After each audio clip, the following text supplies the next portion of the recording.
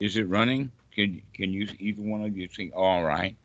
Well, welcome to the Saturday morning call. It's Thailand time. That means that it's what 10 p.m. Eastern Standard Time, uh, or actually Eastern Daylight Saving Time. So anyway, we have a couple of points to talk about. One is that people in general are getting angry, and the other question was about uncertainty and anxiety. So we'll see if we can talk about those things. Uh, the first point is um, that when let us say, the political system seems to have gotten in the United States, especially, very angry. But it looks like there's a lot of anger going on, what with the war in Europe and Ukraine and Russia, and nobody's getting along. Everybody wants something, and that uh, the way to look at it, first off, is that what's happening out there is not our problem, even if it's you know there's an out there that's way out there, like other countries or what's on the news or what's on the media. And then there's the what's out there that's really close by, the people who are around us. And that, as Anna had mentioned, there are people who come to her and are affected by all of that anger that they're seeing on the news.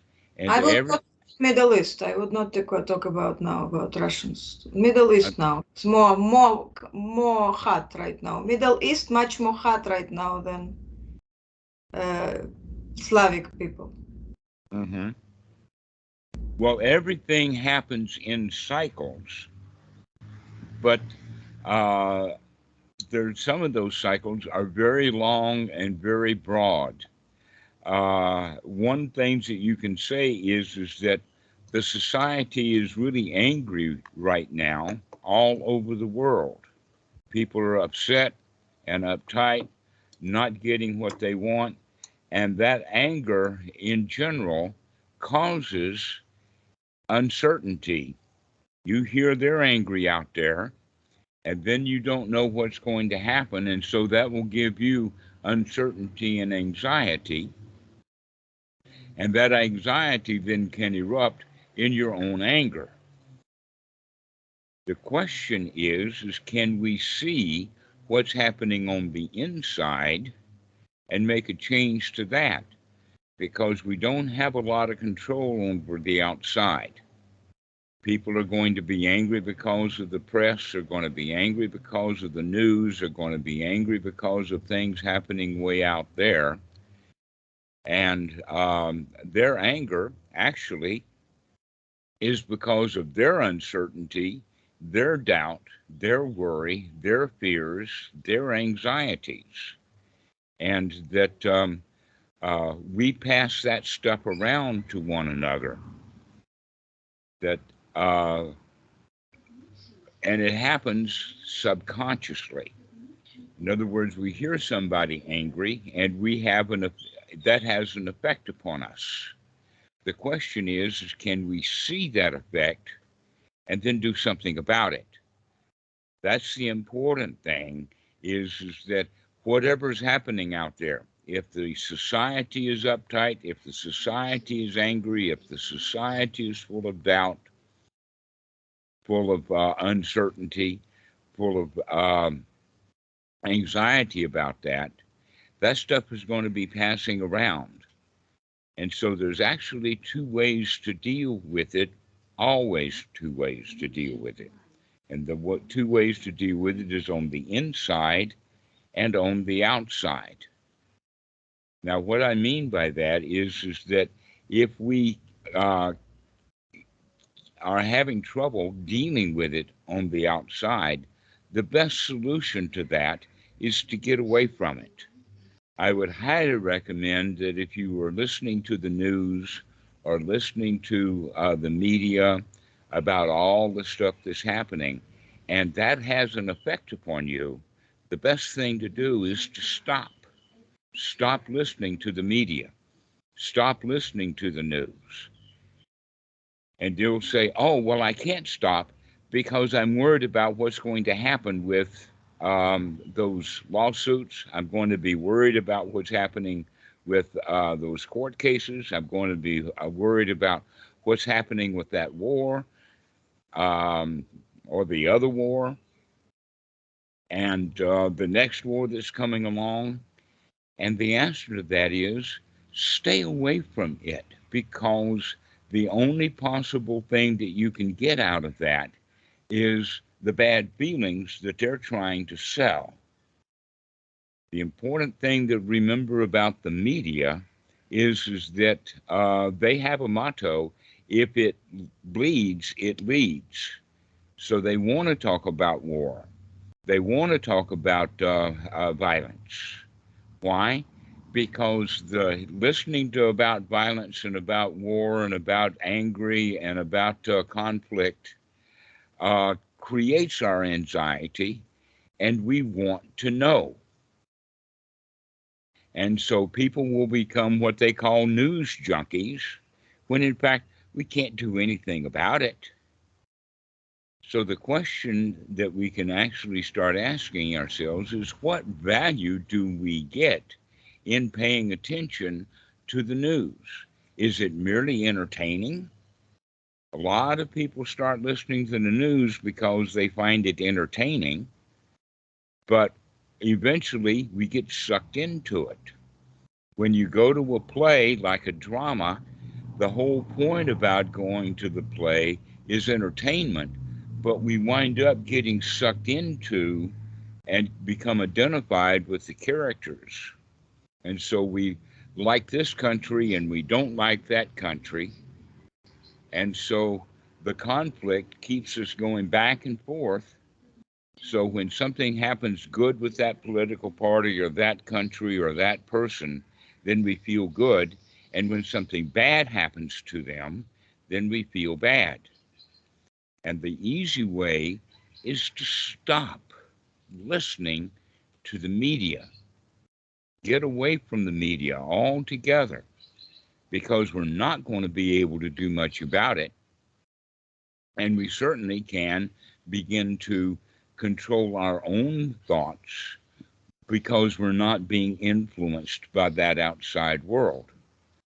And so also in that regard, that would be the advice that you can give to all of your friends and people who are close by, maybe your clients, to stop listening to the media.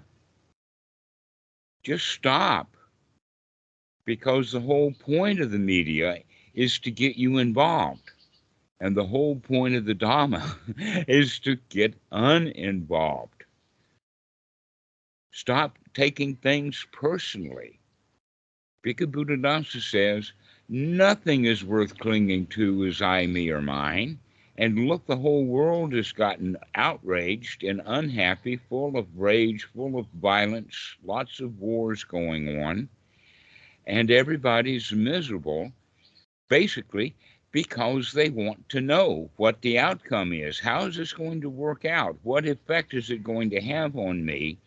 Not recognizing that it's already having an effect upon us. And the effect that we have is that we don't feel good about what's going on. We're full of doubt, we're full of worry. And so the way to deal with it, first off, is to get away from it. That's the first recommendation. Don't deal with it. Now, there are certain cases to where there's certain things that, let us say, it's advantageous to deal with them in the sense of the people around us. And so the way that we can deal with them also is by not only just recommending that they stay away from the media, but that they can also begin to deal with people without their own anger. We can say, we can calm down. We have to remember, this is what the Dhamma really is all about, is to remember how things affect us. We're uncertain about things, and that in fact, it's a built-in thing. It's part of our DNA. It's part of the instinct. Is that we want to know. Not only are humans curious, but cats are curious. It's a very famous line that curiosity will kill the cat. Well, our curiosity doesn't do us much good either. That I got to tell you this story because it was such an important thing. I don't think that Achan Po actually understood how deeply he affected me when he would just walk up random times and random places and just say, not sure. He didn't speak a lot of good English then. In fact, he's 93 now, and he still doesn't speak English very well. And so he taught me with just a few phrases, not a lot of details. I give the details to the people because I don't have the kind of relationship the way that I did with Achan Po. But he'd just walk up to me and say, not sure. He would also sometimes walk up and use some Pali words. One of them he would use would be ta-ta-ta, ta-ta-ta. And these words are related. The word ta-ta-ta means to be here now, to don't be concerned about other places and other times. Be here now is what he was saying. Be here now. That means don't be involved with those places out there through the media. Don't listen to about the wars. Don't listen to about the politics. Don't listen about how bad the cops are. Don't worry about how the Karens are doing. The thing to do is to start pushing that stuff away. Remember, when you turn your cell phone on and start watching the videos on YouTube, to go find something happy to watch if you're going to watch something. Go watch some comedy shows. Go watch something funny, something entertaining that's actually entertaining rather than that which is supposedly entertaining but winds up wanting to keep you attached and involved. They really want you to stay in there. For some reason or another, the more clicks and the more likes they get, the happier they are to make you miserable.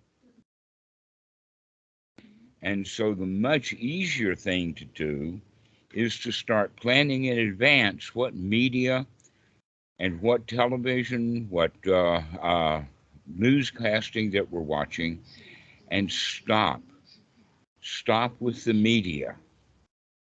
That would be like the monks out on Vendabat and having to stop and listen to all the town gossip.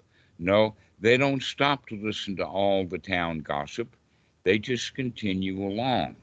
So this is the most important quality that we can talk about this morning, is the number one thing is to stay away from the media and to invite all of your friends to stay away from the media. Well, all our friends are stuck in the media. We get stuck into the media because we're curious about what happens. We want to know. And the answer would be that, well, nobody is going to get the future. Nobody knows what's happening. That there is so much broadcasting. I mean, they have many different YouTube channels. One guy I know, in fact, I've seen several of them, that they will broadcast something every day just to keep their audience involved, and nothing much is happening today. And so what they will do is they will predict, because of this is happening yesterday, this will be happening tomorrow. And so they're out there spending your time talking about things that they really don't know, because nobody knows what the future is going to be.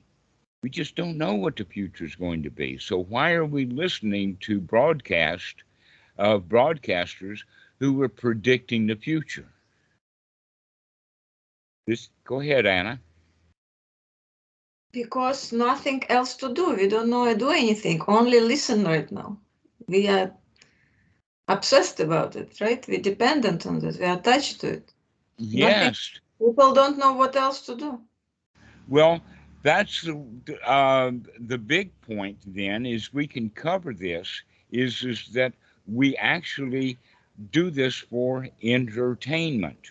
That's what we mean then is about time structuring. What are we going to do with our time? And the answer to that would be we need to plan wisely about how we're going to spend our time. And falling back to media is not a good plan.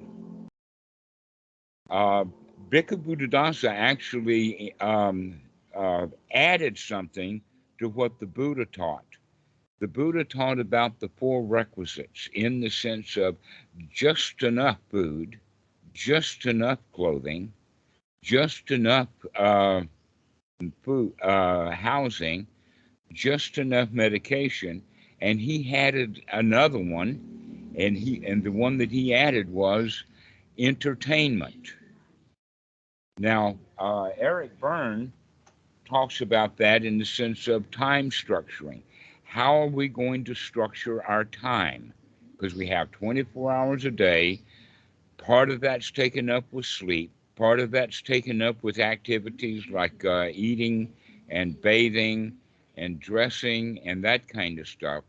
But we spend an awful lot of time in activities, work-related often.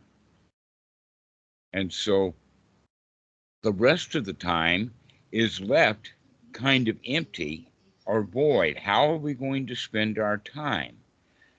Obviously, from the perspective of the teachings of the Buddha, let's make sure that we're spending that time in a wholesome way. And letting the entertainment, letting the videos run is not a wise way of entertaining ourselves or spending our time because it winds up giving us uncertainty, anxiety, and dealing with a lot of angry people on the internet. And so we can plan wisely about how we're going to entertain ourselves. How are we going to structure our time? Can we find something really wholesome and valuable to spend our time? One of the ways to spend our time would be to do something volunteer work that would be useful and valuable and wholesome to some people, rather than spending our time wasting our time. Not just wasting it. Wasting it would be like it's dead even, but in fact, we spend our time in harming ourselves by watching the media, being involved with things that are really have no effect upon us other than the intention is to make us uptight, anxious. And so those news broadcasters that don't really have anything to talk about today will say, well, yeah, but tomorrow they're going to go into court. Oh, and this is going to happen in court, and that's going to happen in court. Or they haven't gotten the military equipment yet, but tomorrow they're going to get the military equipment, and then they're going to do this, and they're going to harm people like that, etc., like this. And so this is one of the main reasons to stay away from media and find better ways of entertaining ourselves. So, what's the very best way of entertaining ourselves? Is to have wholesome thoughts, to start planning on wholesome thoughts. For instance, if we're worried about something, we can say to ourselves, well, my worry is not going to fix that problem. That in fact, it's really not a problem. The only reason I thought it was a problem was because the media told me it was a problem, or one of my friends saw it on media, they thought it was a problem, and now they're telling me it's a problem. And the reality is that there really is no problems. All of the problems are made up. A good example of that was the war in Ukraine that is affecting so many people, killing so many people, displacing so many people, causing so much money and so much politics, is because Putin wanted something. He wanted power. In fact, that's what the media wants. They compete with each other for who can get the most clicks. So we're actually out there in a power struggle. And we can recognize that the problem that Putin had wasn't a problem at all. He was much better off, in fact, before he started that war. He was much better off, but he wasn't satisfied. That's what happens with us. We often break things unintentionally because we wanted to tinker with it to make it better. We had a problem with it. So begin to recognize that the problems that we have are almost always manufactured in the mind, that really there was no problem. The reality of the moment is that there's no problem right now. If we are uncertain about something, just shove it off and say, well, I don't know. Not sure. I don't need to know. I don't need to know the future. What I need to know is this, to gain the skills so that whatever happens in the future, I can handle that with the same attitude that I have right now, which is, I don't know and I don't care. I don't know and I don't care. And so this is the way that we can deal with our friends and family and other people out there, is to start telling them, I don't know and I don't care, and you're uptight because you don't know and you care. And so because you care so much, you don't know, here you are worried, full of anxiety, full of uncertainty, when in fact there was no problem in the first place. So when you finally buy their arguments and start to worry yourself, the easy way is to see that and say, hey, wait a minute, I can make a change here. Just because I don't know, just because I'm uncertain, let me enjoy that. Let me say, because I don't know, I don't care. I don't know what's going on, and that's okay. Right now, everything is all right. This we have to practice, because look how much time we spend trying to entertain ourselves and wind up being uptight, anxious, feeling bad because of that that entertainment. That we buy into it. The people who were talking about it talk about it as if it were important, and we buy into that importance, where in fact it's not important. Not really, not right now. The war in Ukraine is not a problem for us on this call right now. Not a problem. But if we think about it, it becomes a problem. So let's remember to not think about the wars. If you're Jewish, don't think about the wars with Israel and the Muslims, with Gaza or Egypt or Syria. Those places are far away. Let's let them be far away in our mind also. So when you begin to let your mind wander off into another country, say, no, I'm going to stay here in this country. I'm not going to let the mind wander into all of those dangerous places out there. That in fact, if Putin had been able to do that, oh, I'm just not going to worry about Ukraine. That's another country. If he had told himself that over and over again, every time he thought about, let me invade the place, then he can say, never mind, everything right now is hunky-dory. He wouldn't have invaded. So things are cascading. It's kind of like the cause and effect of what dominoes fall. Go ahead, Anna. It wouldn't be Putin. People just want to worry. People find a way. People have the reason to worry. We three of us maybe not worry, but the I'm rest, sorry. Can you maybe three repeat? of us do not worry, but the rest of the world worries. Right. The rest of the world is worried. They're uptight. They So the get into question is, conflicts. yeah, we, They, we we enter to the world and we see everybody worries. We cannot Mhm. say don't mind. They never don't mind and don't care. They will not listen to us. Well, that's the same thing is true with the friends that I have. They often don't listen to me. They call in, they watch the videos, and then they get stuck back into the old ways. And so this is quite common. This is part of the reason why the Dhamma is so rare and so precious, is because there is so much media. There is so many people that are uptight, angry, confused, being uncertain, full of anxiety, full of anger, and it's easy for us to pick up on that. So the better thing to do is to stay away from it as best we can. And then number two, stay away from it in our minds when we can stay away from it physically. Just get away from it. Stop thinking about other times and other places.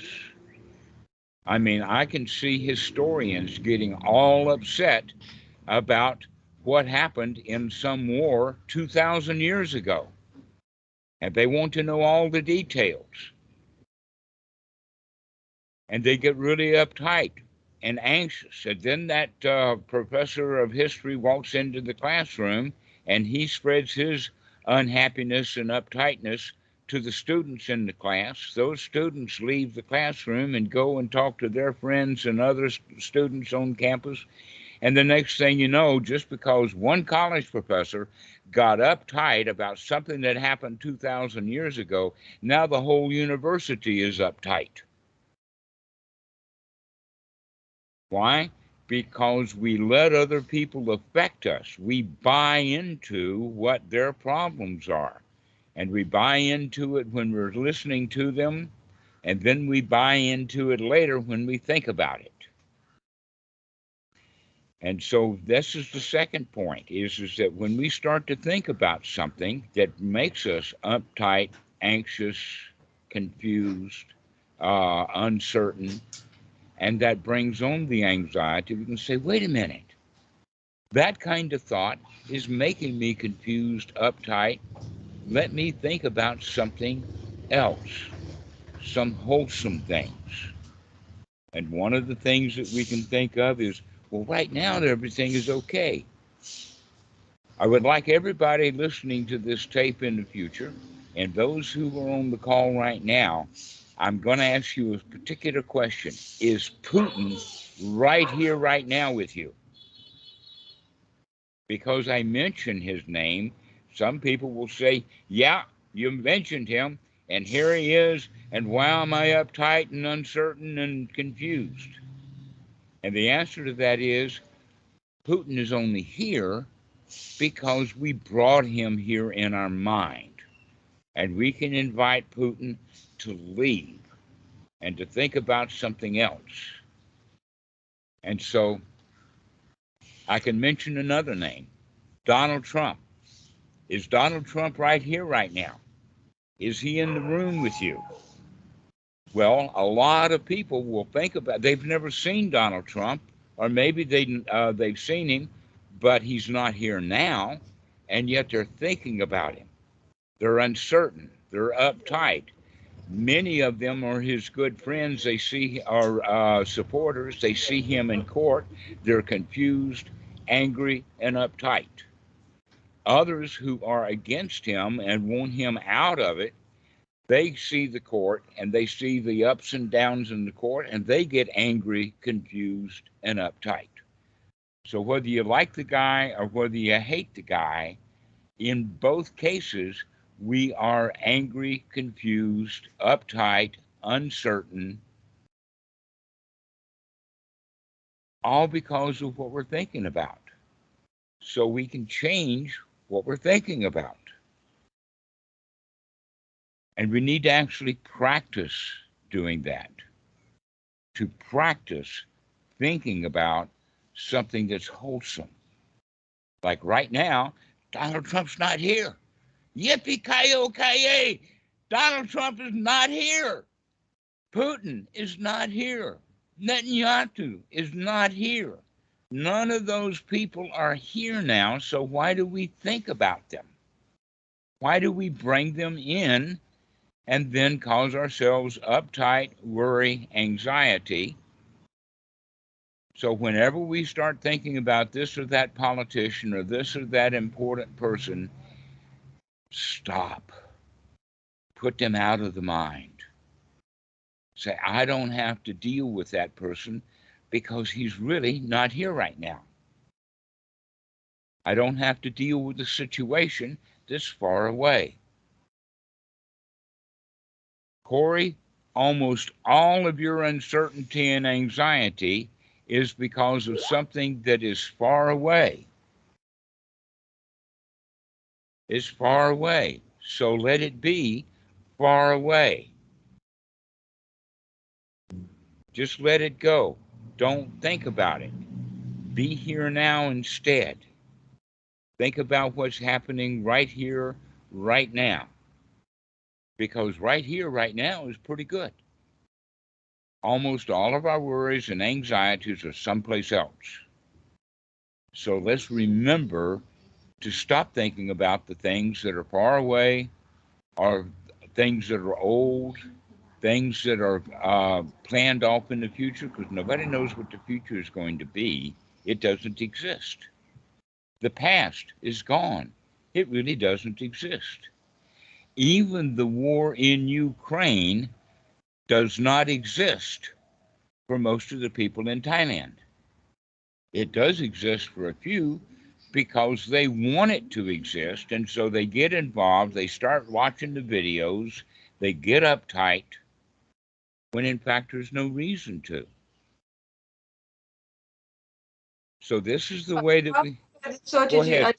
How to get this attitude for those for whom it exists? I mean, war doesn't have to be that big, but any tragedy in the family or the people who are in the war, how they can detach from the immediate danger?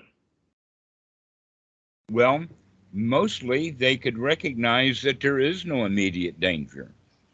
For instance, when someone comes into your office and is worried and uptight and anxious about something that's not in your office, you can mention to them, well, right now, in this particular moment, here you are in the office, and that danger is not here right now. Okay, can you stop thinking about it right now? It's gonna be here in 30 minutes. Well, the danger gonna come back in 30 minutes. How to keep this coolness for after the 30 minutes? Well, we can keep saying, well, that's 30 minutes from now. I don't have to worry about it. Oh, well, that's 25 minutes from now. I don't have to worry about it. Oh, it's 10 minutes from now. I don't have to worry about it. Oh, here it is, and I don't have to worry about it. If I can practice not worrying about what's happening in the future, then whenever that thing that I was worried about comes into the present, we're now in the habit of not worrying about it. But we have to practice being not worried. We build the habit from the easiest, like we just step by step building the habit. That we can think about something that's going to happen. Let us say that we've got to go deal with Grandpa. We're going our way to visit Grandpa, and I'm thinking about Grandpa, and I don't like what he did here, and I didn't like what he did there, and I get all uptight and anxious about Grandpa before I even see him. So that when I do see him, I see him, and I'm already uptight and anxious, and I'm going to feed that anxiety and anxiousness to him. I remember something that happened to me back in the 1970s, this particular event. I was at school, teaching school. I told my girlfriend that I would be there at a particular time. I had to go to Ann Arbor. I was in Detroit, and I had to go to Ann Arbor to see her, to meet her, and I got involved with some students, talking to them. The time passed. It was time for me to be at the meeting that I had set up. And on the way from Detroit to Ann Arbor, oh, she's going to be upset. Oh, how am I going to handle her? Oh, she's going to be angry. Oh, blah, blah, blah. She should not be angry. And I started getting angry at her and uptight. And then when I get to her house, she was really happy to see me. Oh, I'm glad to see you. We're doing this, that, and the other thing. Why don't you come join us? And that struck me so hard right then and there that I had planned for a conflict. I was ready for a conflict, and there was no conflict. But I woke up because I was walking in there uptight, expecting a conflict. But she was not expecting a conflict. And so I had to make a change. And I did make a change. But I didn't have to have gotten angry and uptight because I didn't know how she was going to ask. Just because I was late, I thought that she would be uptight and angry at me. So I was manufacturing my own uptightness and anger back at her out of my own imagination. And so if we know that some danger is going to happen in 30 minutes, guess what? We don't know that it's going to be dangerous in 30 minutes. We don't know that. Here we are spending... I found another anxiety triggers. If you have a pain in your body, so the anxiety comes from the pain. You not really consciously build it. Anxiety coming from your stomach or from your, I don't know, pain in your leg. And you don't, it's very, it's maybe not the pain, you may not feel the pain, but anxiety coming because pain coming. Right. Or you feel the pain and anxiety coming, and you cannot really control it with the, okay, I will think positive. I can't. It's painful. Yes, you can. That's the whole point is that the anxiety does not come with the pain. The anxiety comes with the thoughts of, oh, poor me, what will happen to me in the future? Because I have the pain now, I will have the pain in the future. I will have to worry about it. Okay? And guess what? Some pains are temporary and they go away. There's no reason to worry about it. There's no reason to be anxious. An example of that is a kid can break his arm and he can put it in a cast and he can have the attitude, oh, I'm going to let this hand and this arm heal. I'm going to not move it and I'm going to be okay. If we had that attitude. But most of the kids, they don't like that their arm is broken. They try to ignore that it's broken. Then it winds up having a lot of pain. And then they get uptight, oh, my arm will never heal. Oh, poor me, I can't do this and I can't do that because of the pain. And the answer really is, let's not think about the pain. Let's go spend our time entertaining ourselves and get our mind off of the pain. Let's go do something else. Let's make a change. Let's divert. That when we get old, a lot of pains happen. And the answer to that is, oh, poor me, this pain is going to kill me. Oh, I've got kidney problems, or oh, I've got stomach problems. And the answer to that is, the stomach's going to be okay. Let me be nourishing to it. Let me rest the stomach. Rather than saying, oh, the stomach is going to get worse and worse and worse, we can have the attitude and the mental state of, oh, it's nothing. There's no problem here. Yeah, there's a little sensation, a little pain, but it'll go away. This is, you've obviously heard about psychosomatic, right? And that we only hear about it in really, really severe cases. And yet we can recognize that we can cure ourselves with our attitude. That instead of worrying about stomach pain, we can say, it's going to be okay. There's no problem with it. I'm all right. Let me deal with it happily, deal with it in a nourishing way. Maybe if it's necessary to take some medication, some antacid or something like that, we do that with the attitude of this is going to be all right. This is going to be okay. Now, last month, I hurt the knee and that it was difficult to walk. And my family even got me a walker.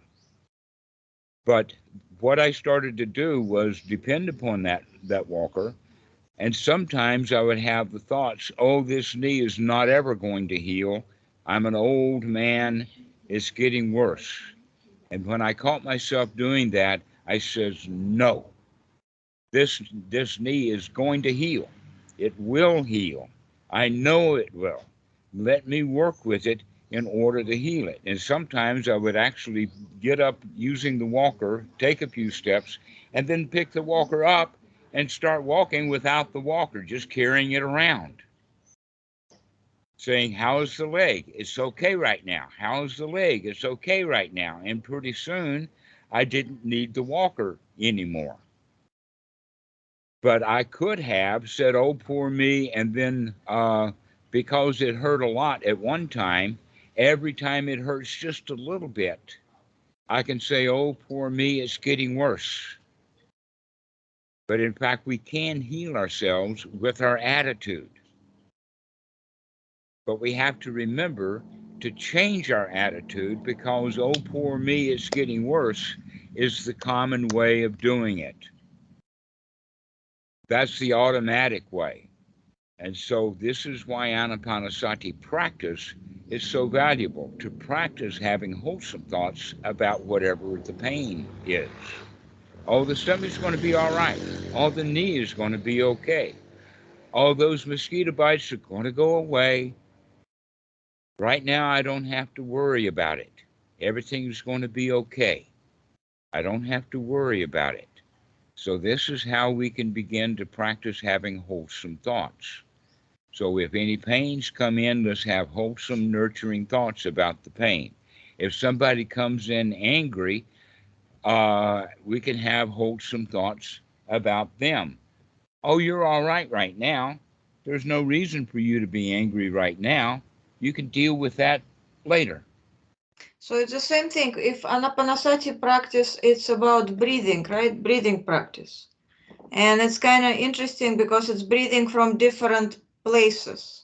So it's the same thing. You're just kind of training the flexibility of your mind when you change the place for the breathing. Is it right, as I understand it, right? Well, How you yes. need to change the place of the breath, where it's like when it's long, when it's short. Is it for flexibility or is it for some other reason? Well, Anapanasati practice in the Anapanasati Sutta is actually a very complete practice. When we think about breathing, we almost always think about the body solely. But in a way, we can say that, yes, that's the foundation, that's the place to start. If we have the thought, oh, let me take a long, deep, relaxing breath, then that will help relax the breath, but it'll also help relax the mind. And if we continue to have wholesome, relaxing breathing, then that will help us to have wholesome, relaxing feelings also. So it's not really the breathing itself. The breathing is just an anchor. That whatever breath that you're having is either unconscious or controlled. And if we take control of our breathing, then we're actually taking control of the mind. Especially if we have the thought of, let me breathe to relax. Let me relax. Having that thought about relaxing the mind.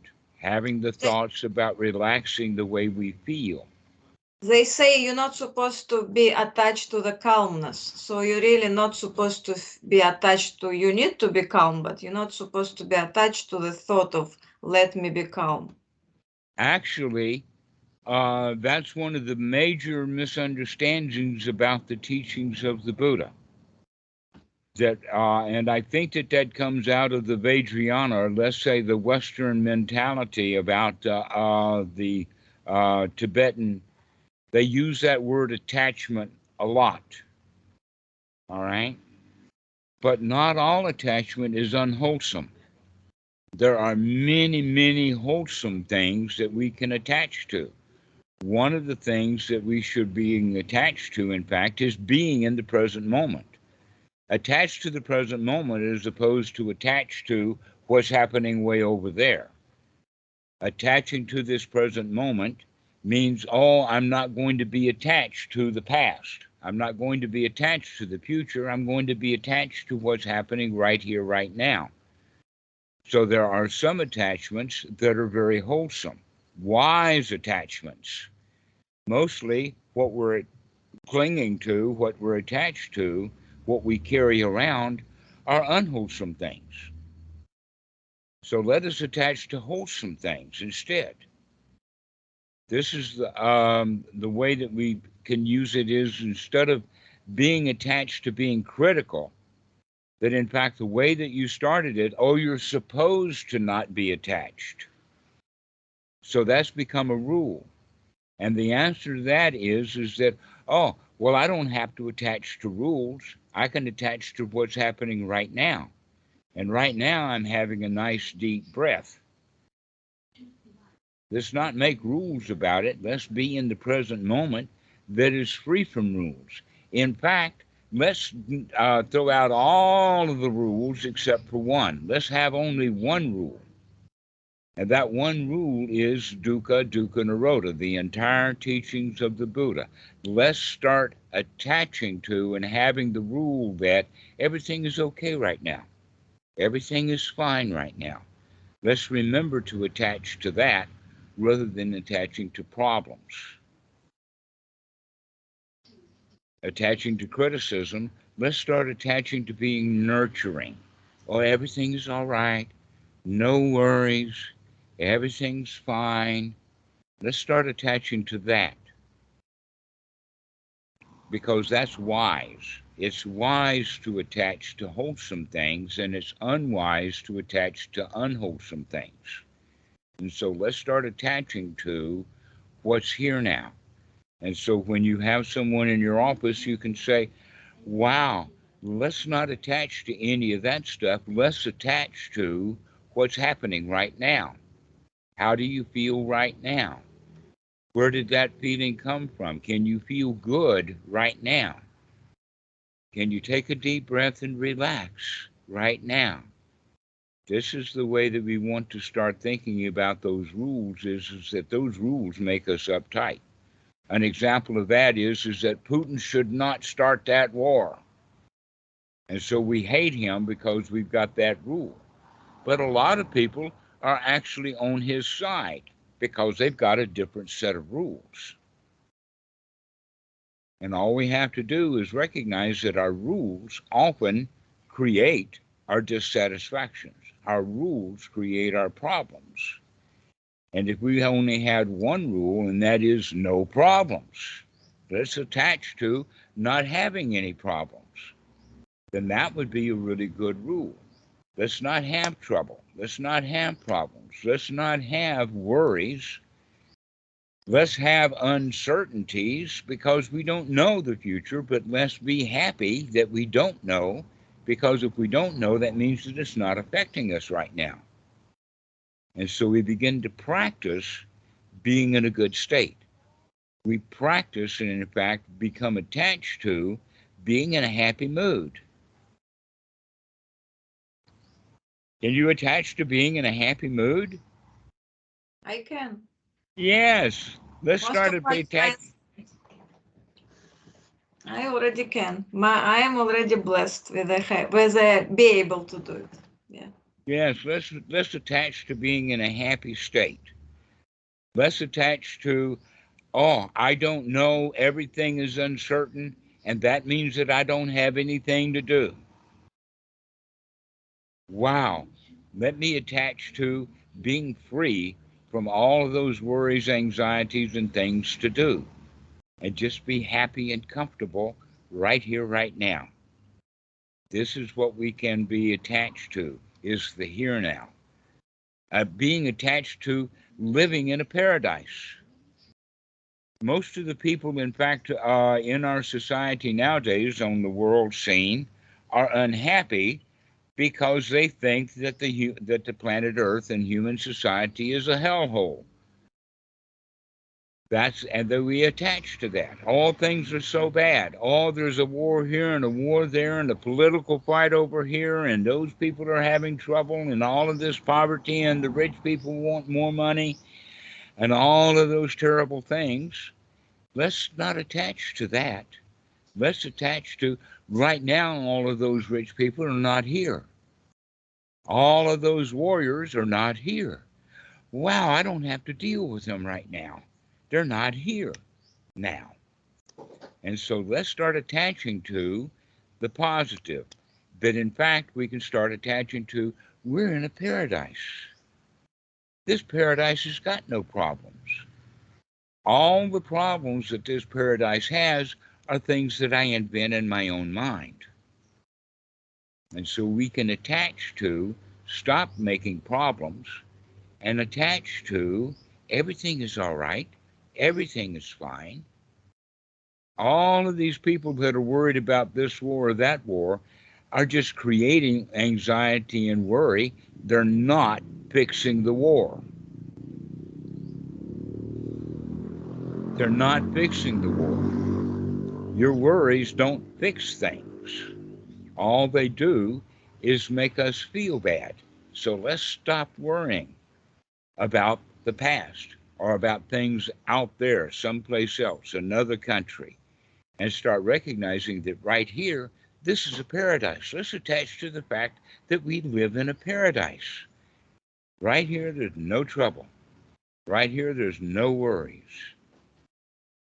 Can we remember that? Can we make that a new rule and bring that up? Oh, I don't have to worry about what those people are doing. I don't have to worry about them being angry. I don't have to worry about them being uptight because right now they're not here. And so we can get ourselves into a really, really good mood because we got no problems. And then somebody comes up that's angry. If we can maintain our position, then we can soothe their anger. But if we're already uptight about the same things that they're uptight about, now we're going to both be having an angry party. So when somebody comes up to you that's angry, remember that you don't have to be angry because you agree with them. You can instead have the rule of, oh, I'm not going to get angry because this guy's angry. That right here, right now, he's the one who's uptight, not me. I still live in a paradise. He thinks that this place is a hellhole, but I know otherwise. I know that it's okay. And so when someone comes into your office angry, you can say, wow, I can be happy right now. Why don't you be happy right now? What you're angry about is not in the office right now. You can begin to help people that way if you can maintain your own happiness and joy right here, right now. Then you can help them with that. But if you're uptight and angry about the same things that they're uptight and angry about, you're not going to help them. You're going to agree with them. You're going to help them justify their anger. I'm not angry. I'm not uptight. I am great. I'm okay. Exactly. When they feel that they am not angry with them, they get upset. I'm not empathic enough for them, right? Well, that's a short-term thing. Yes. I'm not. I want you to be angry. So this is what happens is that if somebody wants you to get angry and you don't, they'll try harder. They'll make it worse, but they'll get over it. Okay? We always have to do that. Here's an example of that is a pimple or a pus pocket. It hurts. If we squeeze on it, it hurts more, but then it pops out and now it heals. So if you come to them, if they're full of pus and anger, and you're not, they hurt even more. They want you to be there. And when you can't be there, you overcome them. You say, hey, you don't have to be angry. I know that you're getting even more uptight and angry because I don't agree with you in an angry way. But now that you see that you're getting angry, why don't you make a change? Because whatever it is, so it takes a little while. You know that in fact that it takes a while with you to start to getting what I'm saying to come in. But I keep coming back and I keep coming back with my joy. You keep having your joy, and pretty soon it will overwhelm their anger. But if you get happy and joyful and they're angry, they're going to get more angry. And you can say, aha, I knew you were going to get more angry. How angry can you get right now? Because you've got a choice. You can get even more angry, or you can have a choice of letting it go. Because right now, in this room, there is nothing to get angry about. There's no dangers here right now. And so this is the way that you can start talking to the people, but you have to talk to yourself about it first. You have to get into the mood of being happy and joyful. You have to talk yourself into it. You have to breathe your way into it. And then pretty soon it begins to stick. You begin to see there's no problems right now. There is no reason to be anxious or uptight. There's no reason to be fearful, to be scared, that you can in fact say, right now there's no problem. There's no worries. That's something to really attach to. Attached to the breathing in the sense of taking a deep breath. When we remember, and just relax. Everything's all right. No problems, no worries. And you can do this if you remember. And so we have to practice remembering. This is where the value of the breathing comes in, is to remember to take a breathing, relaxed breath. Let's see you do it. Come on, Anna. Take a nice, deep, just relax. And continue to practice that. Everything is all right. So let's take another deep breath. Everything is all right.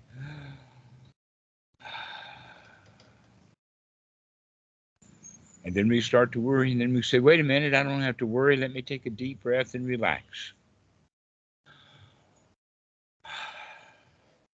And so we continue to remember. Remember that we've got a choice. Remember that we can look at this stuff and say, this is not worth having. This is dukkha. This is unsatisfying. To be angry about Putin, to be angry about Israel, to be angry about the politicians, to be angry at this president or that duke, is not beneficial. So let's remember to have wholesome thoughts. May that ex-president be happy. Let him be okay. The world right now would not have nearly the amount of trouble if we had the pleasant thoughts about, oh, Donald Trump, just relax. Just be happy. We can have thoughts about Putin and say, oh, Putin, just relax. Just be happy.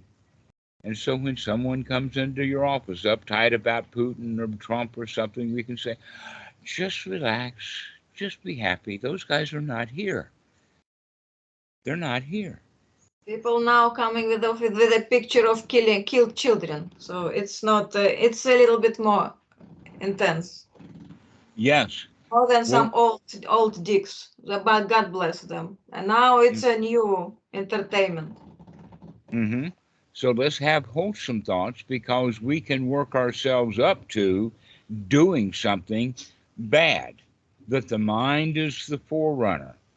That somebody who is angry enough to go kill someone, he got angry at them because he kept thinking about it, and pretty soon he acts. And he probably started thinking about it because somebody else said, hey, you're so angry at that guy, why don't you go kill him?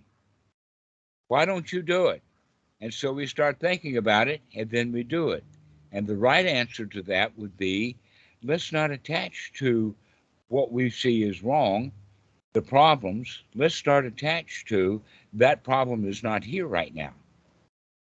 We're okay right now. Everything is fine right now. But we have to practice, because otherwise those old thoughts will come back in. They've got power. So we have to have the strength to throw those thoughts out,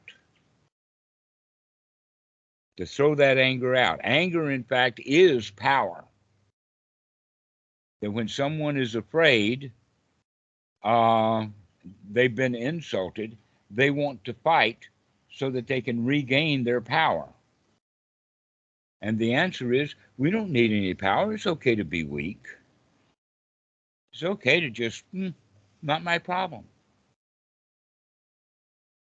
So we can attach to, this is not my problem, instead of attaching to, oh, this is my problem. So whatever problems there are in the world, whatever causes people to be angry or uptight or upset or full of anxiety and uncertainty, we can just say, well, that's not my problem. And then when you practice well, you don't have any problems, because you keep throwing them back out and say, oh, I'm going to attach to everything is okay, everything is fine, I'm satisfied with the way things are.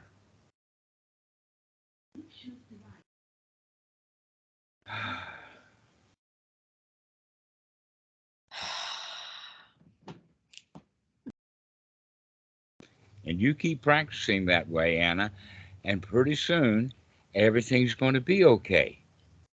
The only time that things are not okay is when you think that they're not okay. And so let's say, I just had a thought that's not okay. Let me drop it right now. Let me come back to a state of homeostasis. Let's go back into a state of well-being. Everything is okay. Let me feel well. Because right now, there really are no problems. What a relief it is. No problems. What a relief it is. No worries. What a relief it is. Got no place to go and nothing to do, and everything is okay. And I can find wholesome ways to entertain myself. And in fact, this is what we're doing right now. We're entertaining ourselves in a very wholesome way. By saying all of that stuff out there, not my problem.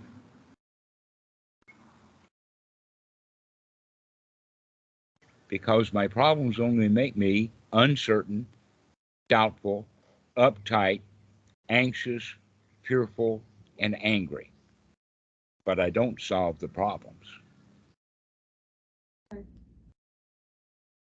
So let me just stop having those problems. They're not a problem. Yeah, the world is angry right now. That's okay. Not my problem. In fact, if we can spread our joy, then maybe the world will not be so angry. But we can't teach them anything that we don't know ourselves. We can't teach them anything we don't know, so let's make sure that we know that there are no problems. I'm teaching myself to eat slowly. This is the only thing I don't know how to do at all. Very wholesome practice to eat mindfully. Absolutely impossible for us. It's very hard. So this is my next step of studying mindfulness, to study how to chew the food. Yes, to eat slowly. That in fact, when the stomach hurts, that's a very good time to say, oh, let me relax. Let me not eat so fast. Let me not worry. We get in the habit of eating quickly because we got to go someplace. But if we got no place to go, let's eat slowly. Let's enjoy the food. Every morsel is delicious. But so I saw how hard it is. Unbelievably hard to slow down the. Well, it's easy when we remember, and it's hard when we fuss at ourselves about not remembering. It's easy to do when we do remember, but if we fuss at ourselves, we're halfway finished the meal and we're saying, "Oh, I ate that so fast. Oh, poor me." And then we finish instead of saying, "Oh, well, wait a minute. I've eaten half the meal so fast. Let me start slowing down right now." It's not hard if we remember. It's hard when we fuss at ourselves about not remembering. Yeah. But it's actually easy. One bite at a time. Ah, that's so good. Oh, I can taste that. Oh, I can taste this. Oh, that's so good. Oh, I can taste that. Oh, well, the mouth is empty now. I'll have another bite. I guess this is the oldest habit, even older than be anxious about news. It's just Mm-hmm. so ancient. It's very hard to reduce the speed. Very hard. Actually, babies get into a bad habit with mom's breastfeeding because mom gets tired of the baby breastfeeding, so they want to push the kid away. And because of that, the kid will say, "Oh, I got to get it quick because mom's going to push me away," and suck, suck, suck, suck, suck, suck, suck, suck, and then all the tit's gone. And we wind up living our whole lives like that, where nobody's going to take the plate of food away from us now. Nobody's going to come and take your plate when you're not finished with it, so it's okay to eat slowly. But you're right, we pick up that bad habit of eating quickly when we're very young. And all of us had anxious moms. Very rare when moms was not anxious. Right, that the moms are anxious, and so they're teaching this infant, not even just a few weeks old, and they're teaching that child to be anxious and uptight. Not only that, but when they're anxious and uptight when they're pregnant, they're teaching the child to feel anxious and uptight. And now we need to relearn everything back to the All the way back to our right? wound, exactly. To the wound, okay. We have to change our behavior all the way back to the very first things that we learned. Yeah. And it's not hard when we remember, but it's really hard when we fuss at ourselves about not remembering. Right. Okay, Anna, well, why don't we finish this now? This has been quite an interesting talk. I've really enjoyed this. Thank you so much. We finished very nicely, right? We went back, go to the to the belly. Yes. Recognize that when you first called, you were in a different mood than you are now. Okay, thank you very That much. my joy has rubbed off on you, that you could not make me feel bad, and I can make you feel good because I've got that power. I've got that attachment. Right. Attachment to joy. So we'll see you. Thank you Thank very you much. for calling. See you soon.